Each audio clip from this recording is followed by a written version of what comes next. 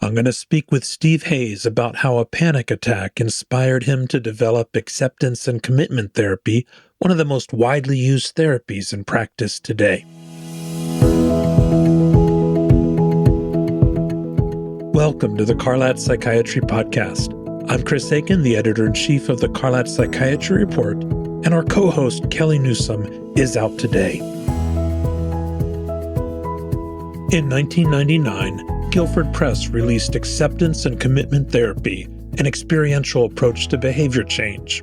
The 300-page book by Steve Hayes, Kirk Strosahl, and Kelly Wilson presents an approach to psychotherapy that was 20 years in the making, carefully constructed from lab-tested ideas. Ideas like psychiatric disorders are not driven by negative thoughts, but by our relationship to those thoughts, whether we accept or avoid them, and how closely we identify with them. Are we tied down by the excruciating logic of our minds? Or can we step back and watch our thoughts flow by like boats on a river, sometimes entertaining, sometimes alarming, but rarely carrying the truth? Acceptance and Commitment Therapy, or ACT, spread quickly after the book's release. Around 1 million therapists have trained in ACT, and the books have sold over 13 million copies, translated into 28 languages, and supported by about 1,000 trials.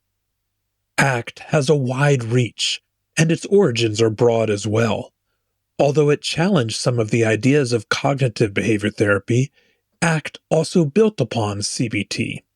ACT has roots in a theory of language that Steve Hayes developed in the 1980s, a theory that proposes that children learn words through associations, and from those associations they build abstract systems that allow us to solve problems, make plans and rules, and navigate our way through the world. The problem is, we also have a stubborn tendency to cling to these abstract rules even when they fail us. And that is what Steve Hayes found himself doing in the early 1980s as a young psychologist trained in classical cognitive therapy and behaviorism, until he realized that the rules he was clinging to were making his panic disorder worse.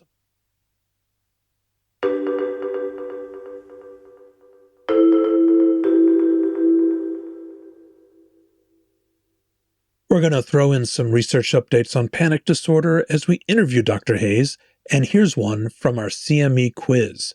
You can earn CME through the link in the show notes.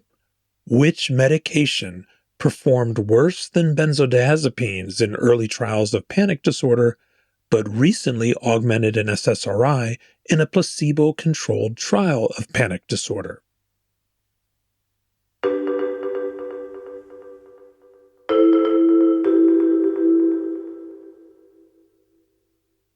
Tell me the story about how you went from having panic attacks to discovering the theories in ACT.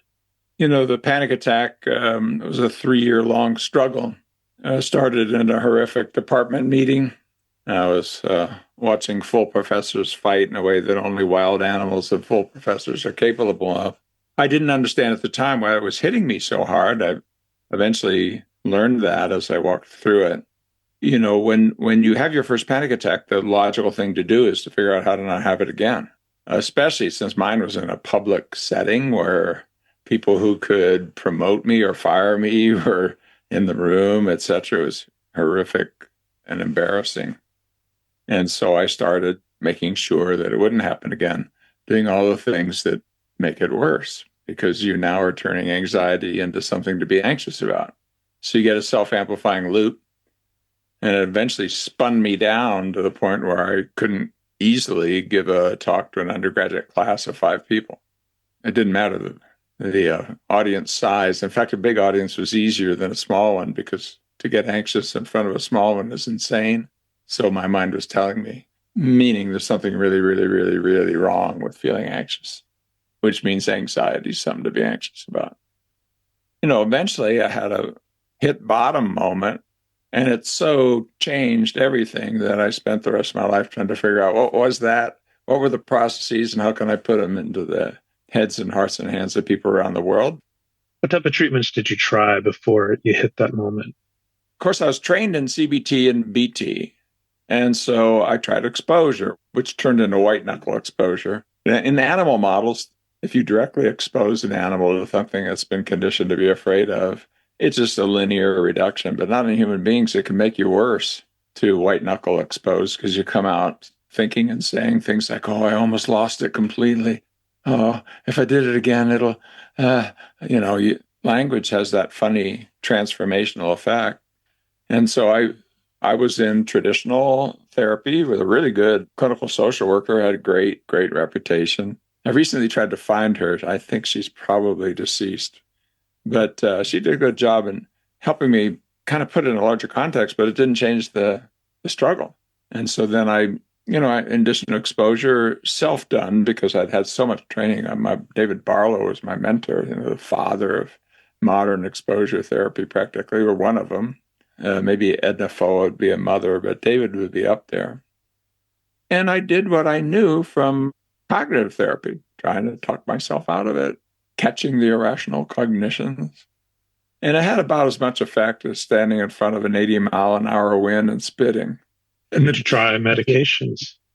Well, of course I did. I had benzos and the beta blockers. And when I walked out of it, I eventually, I was still on the other side of ACT using beta blockers. Less and less. And finally, after about 3 or 4 or 5 years, I gave a talk after licking the pill. And I said, come on, this is ridiculous, Steve. But I was okay with that because you got to start where you are. And as long as you know that these compromises are compromises and it's on the list of what you will address, I don't think they're that toxic.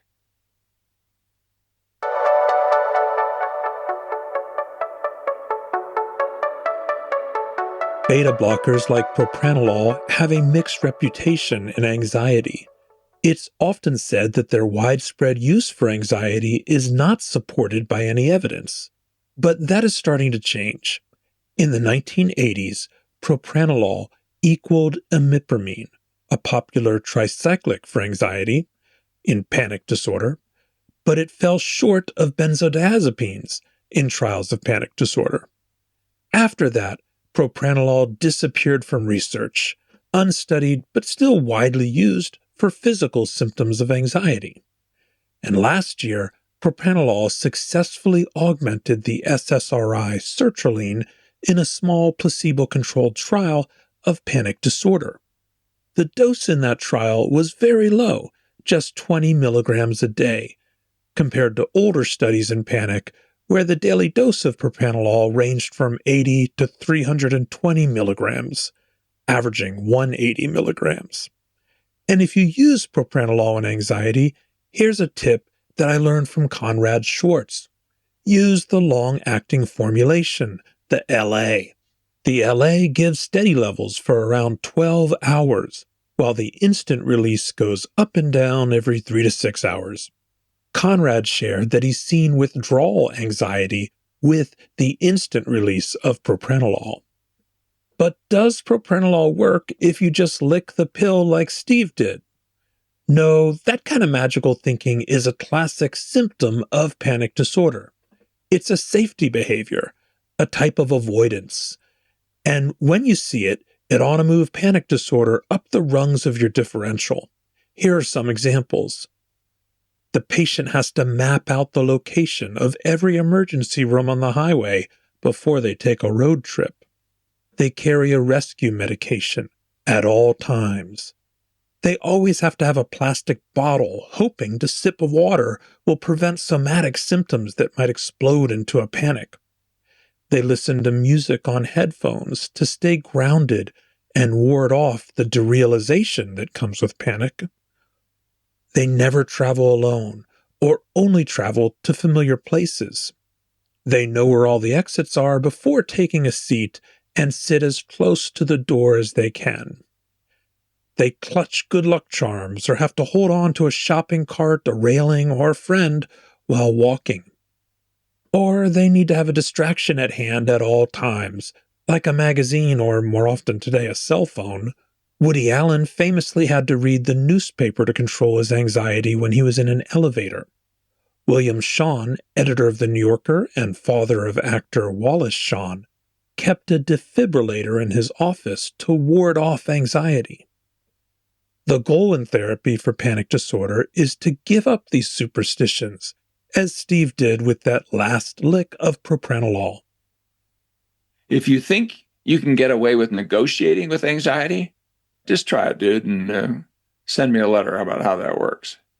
Because your mind knows what you're doing. If you say, oh, as long as it doesn't get to a number 10, a 1 to 10 scale, I can handle 8, but I can't handle 10. Yeah, well, then it gets to 8.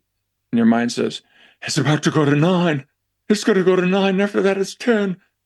So all this rational if-then wasn't working. Well, for me, and, if I look at the data on that's out there, it's not that reappraisal and so forth isn't unhelpful, having a lot of different thoughts. But it's not detect, challenge, dispute, and change. It's not out with the bad thought into the good. That was thought to be how it worked in the early days. But if you actually do careful longitudinal mediational analyses, the geeky term for it, in traditional CBT and CT, that's not how it works. It was really good to go through a process where I had a punch in the nose, because there's something very invalidating to being part of evidence-based therapy thing where the things you're telling people to do don't work with you. That's a horror. So you were practicing cognitive therapy and it wasn't working on yourself. Can you describe the moment when you hit the bottom and when you had that new realization? Well, yeah, I was 2:30 in the morning sitting on a shag carpet in a girlfriend's house. For some reason, she wasn't there. I've never figured that. I woke up in the middle of the night thinking I was having a heart attack. And I had every possible symptom that you could name, which, of course, you can produce. It's not that hard. Well, maybe that would be a little hard, but if you wanted to get nauseous right now, I could just give you about 4 or 5 sentences and you'd feel nauseous. It's not very hard to get your mind to have that kind of impact on your body. And then somewhere in there, as I'm really, my mind's just telling me to call the ambulance. I got to go to the emergency room. I'm about to die. But somehow or another, my hand won't grasp the phone. It was the weirdest thing. It was almost like dissociative. My hand, I don't know if I fully told that story, but my hand went out and came back, went out and came back, went out and came back. Must have done that 6 times. It's like, I'm not going to make this call, but I really want to make this call. And somehow my hand knew and my head didn't, this was not a heart attack, dude. This is a panic attack. At this point, you're a young man, you have panic disorder, but you're still thinking this could be a heart attack. Yeah, because my dad died of a heart attack. We had a lot of heart disease in the family. He had an early heart attack, and his father died pretty young age of a heart attack. Got up to get some toast and thunk, he was on the floor dead, which turns out to be a big part of my family story and the backstory, I think, of why I had lots of epigenetic pushes. So did my brother and sister. I'm the last one standing, but they struggled with panic and anxiety and things of that kind too. So though I was young, it did seem plausible given that I had young heart attacks in males in my family history.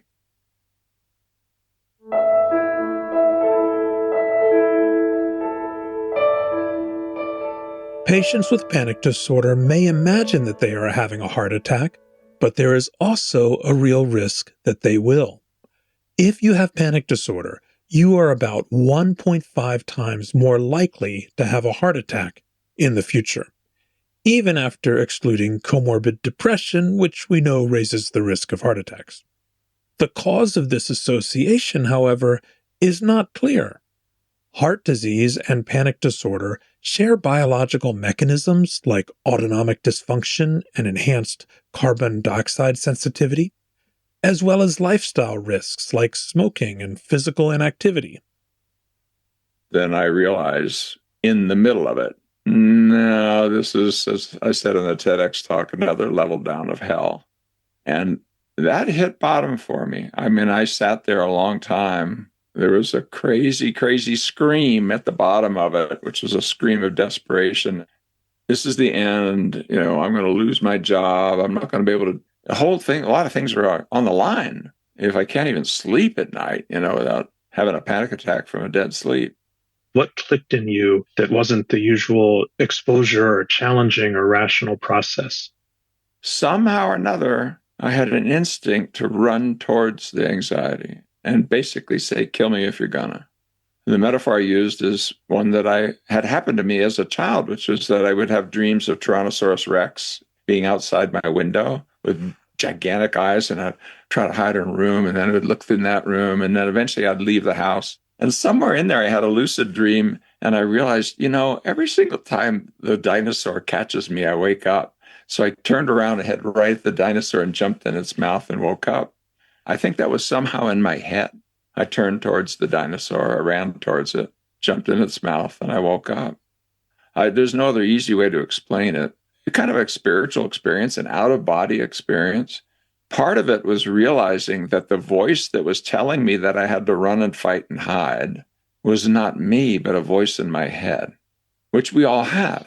As I say, even 4-year-olds understand Goofy with horns on one shoulder and Goofy with a halo on the other shoulder, which means you're really young when you understand you have an argument inside your head going on once language gets at a certain level. I made a choice to stop running away instead running towards. And when I got up off the floor, I knew my life was different. I could just feel that was radically, radically different. And I've spent the rest of my life trying to understand it and come up with the theory and the data and so forth and put it into the lives of others. And that's why ACT, in the first word, is acceptance. It's not tolerance or resignation. It's receiving a gift that's offered. And the gift of emotion is a tremendous gift. It's the source of our wisdom. If you didn't know how to feel about your past history, how would you know how to let it navigate your future history? You need that navigation, which means you need to be open, which means you need to notice it. And then all that rolls out. And how to do that with a critical, judgmental, problem-solving mind that's telling you, no, happy, happy, joy, joy is what you should be seeking. If you're feeling anxious, something's wrong with you. No, you're just human, and you feel anxious when something is important, and there might be negative consequences. That's a wonderful feeling. In terms of utility, it's not a wonderful feeling to feel necessarily.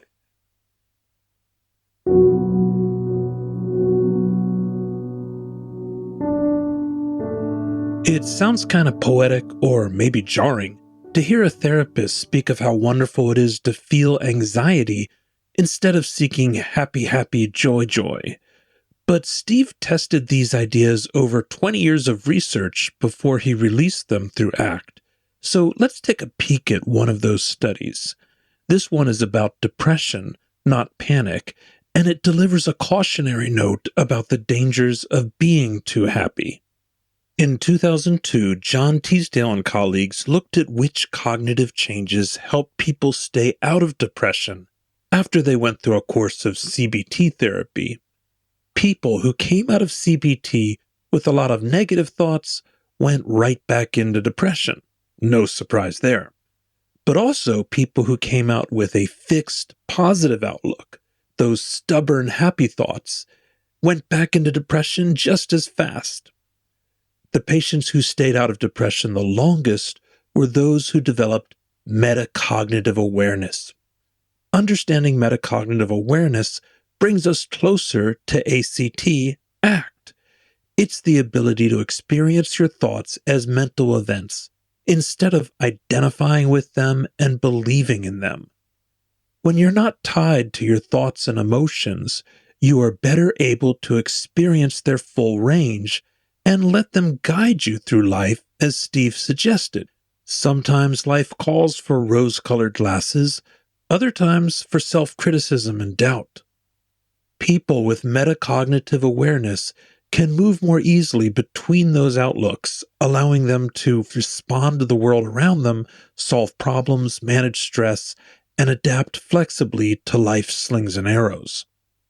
Teasdale's finding is held up over time, recently confirmed in a meta-analysis of 27 trials, and it has changed how we practice CBT, bringing in more mindfulness and acceptance techniques, and bringing it closer to the acceptance and commitment therapy approach that Steve glimpsed in that panic-stricken moment. We'll have more with Steve Hayes in our interview next week. Avoidance is also a driving force in depression, and my new book, Difficult to Treat Depression, has brief psychotherapy tips to help patients break out of experiential avoidance and other vicious cycles that perpetuate depression, like hopelessness, passivity, shame, ambivalence, transference reactions, and disability benefits.